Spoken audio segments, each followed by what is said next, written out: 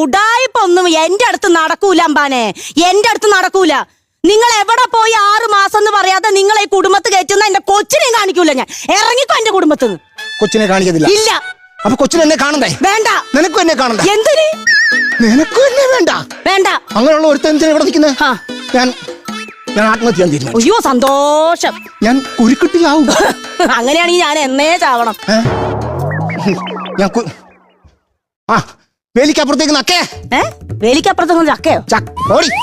അക്കേ ഞാൻ ആത്മഹത്യ ചെയ്യാൻ പോവാ. അക്കേ അവിടെയൊക്കെ അത്രയും ആണുങ്ങൾ നിൽക്കണു, അത് കണ്ടില്ല. അക്കേ മാത്രം. അത് കഴിഞ്ഞ് ഞാൻ പോയിട്ട് ടീച്ചർക്ക് കഷ്ടപ്പെട്ടാണെങ്കിലും എഴുതി അങ്ങോട്ട് കാണിച്ചു കൊടുത്തു.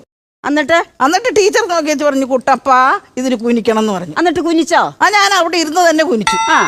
അത് കഴിഞ്ഞ് ടീച്ചർ ഒന്നോടെ നോക്കി വെച്ച് പറഞ്ഞു, കുട്ടപ്പ ഒരു ഇട്ട ഇടണം എന്ന് പറഞ്ഞു. അല്ല, ഇട്ട ഇടാനല്ലേ ടീച്ചർ പറഞ്ഞോളൂ, അല്ലാതെ മുട്ട ഇടാനൊന്നും പറഞ്ഞില്ലല്ലോ. അതും പോട്ടെ. അത് കഴിഞ്ഞപ്പോ ടീച്ചർ വീണ്ടും നോക്കി വെച്ച് പറയാ, കുട്ടപ്പ 2 പാ വേണമെന്ന്. അത് വേണം, കുട്ടപ്പന് 2 പാ വേണം. പക്ഷെ ഞാനാപ്പ എന്റെ വീട്ടിൽ ചെന്നാ എടുത്തോണ്ട് കൊടുത്ത. നല്ല കാര്യമായിപ്പോയി.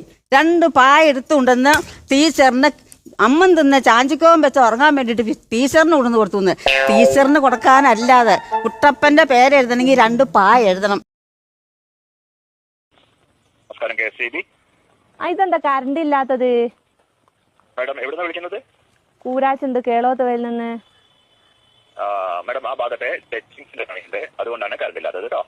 ഏത് നമ്മൾ തൊട്ട് കൂട്ടുന്ന ടച്ചിങ്സോ?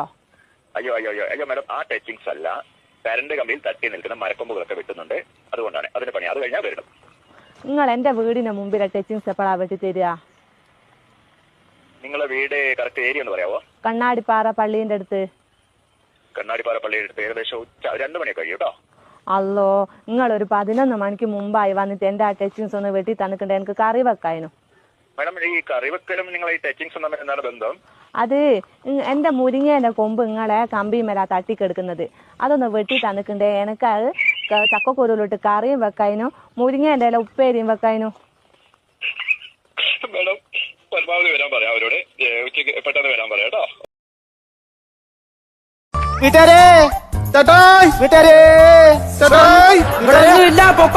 ഇവിടെ ഒന്നുമില്ല. നമ്മളെ പെണ്ണ് കാണാൻ വന്നാണ്.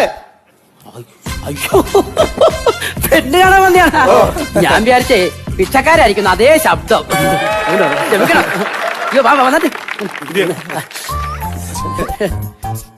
ഞാൻ ആങ്ങളെ ഇത് എന്റെ അമ്മ. ഓ, ഞാനങ്ങനെ അധികം സംസാരിക്കുന്ന കൂട്ടത്തിലല്ല.